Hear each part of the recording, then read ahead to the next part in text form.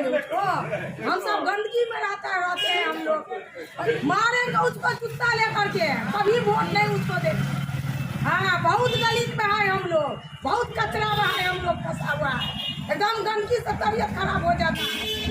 जीत लिया, हम लोग को नाला नहीं साफ करवाता है, वो तहसील कमिश्नर बना है तो हम लोग को साफ नहीं करवाता है कुछ। उस पर देखिए ना क्या करेंगे उसको। अच्छा, आप लोग कंप्लेंट किए थे? हाँ, कंप्लेंट किए थे? अरे जाकर 2 बार घर पर जाकर बोले हैं वार्ड कमिश्नर को। हम लोग घर पर नहीं है, कमिश्नर का घर पर नहीं है, घर वाली का घर कमिश्नर बनाया है। तब उस लोग क्या करते थे, बोलो घर पर नहीं है, लेडीज भाग का कहा कमिश्नर में